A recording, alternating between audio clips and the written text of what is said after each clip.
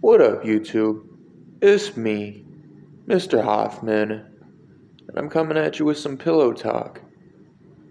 Just got my new apartment, and I decided, fuck it, I'm gonna make a video because I haven't done that in a while.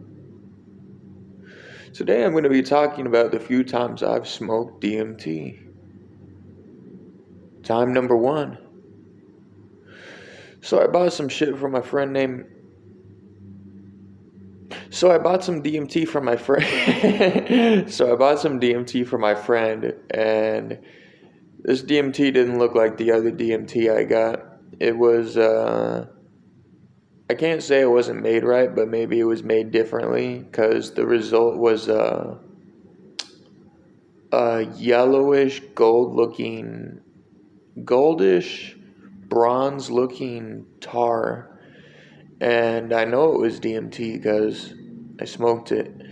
So I sit down in my motel room bed, because at the time I was doing drugs in a motel room, because that's what druggies do. And I put the whole point in the pipe, and I smoked it out of an oil burner, which is a meth pipe if you're not aware. So I'm spinning it back and forth, and I take 3 hits, and I notice a really bad burning sensation in my lungs. I assume that was because it wasn't made correctly, and there was still chemicals in there that burn my lungs. And I thought I was dying, and I close my eyes, and I see a bunch of white geometrical patterns, and I was just like looking for some sort of enlightenment that I didn't get. I stand up, and I go to the mirror, and I look in the mirror, and my face kind of turns blackish and starts melting. It was not a breakthrough DMT trip by any means. The second time I've smoked DMT. Now this time I actually did break through, but unfortunately I don't remember very much of it, so I'll recall what I do remember. So my friend had some DMT, and I decided that for the first time I wanted to blast off, and this time I smoked it differently. I laid down a whole point in a tin can, at the bottom of a tin can, and you're not supposed to do a whole point to break through. You only need 50 milligrams. I didn't know that.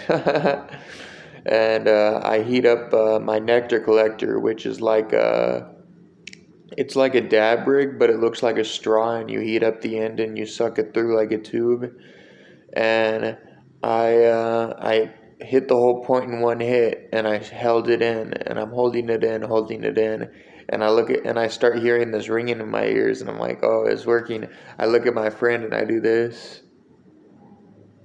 because he gave me the idea of dabbing it, and I get the ringing in my ears gets louder and louder and louder, and I start to get terrified. I feel like I'm dying. Something about DMT, as soon as it hits you, you feel like you're dying. Like you get this, like, sense of death, like, not doom, but you think you're dying. And I started getting scared, and if I could have screamed, I would have. I would have been like, too strong, too strong, too strong. And I look at the ground, and it was weird. I saw the carpet turn green, and I saw this abyss open up into the ground, and beyond that, I don't know what happened. My friend said that while I was gone, I threw my hands out forward, and I knocked out a table like I was fighting the DMT entities. And he said when I came back, I just kept laughing my ass off, and I kept saying, gravy, gravy. So that was the time I broke through, and unfortunately I can't remember it. I probably should have done a smaller dose. And the third time I smoked DMT, it wasn't very noteworthy. I just wanted to note that when you smoke just a tiny bit of DMT, I'd say like 5 milligrams or less, just like DMT resin basically, because that's what I was smoking. It's like psychedelic crack. You hit it and you get a little bit of visuals, you get that rush of death feeling, and right after it subsides a few seconds later, you just feel euphoric as fuck, like you're in an acid trip. But DMT visuals are different from acid. I'd say acid's a lot more, how do I say it? Uh, Acid's a lot more, there's a lot more tracers on acid. I did get tracers on DMT. And acid had this techno kind of vibe to the visuals, while DMT seemed a lot more holographic and virtual reality like.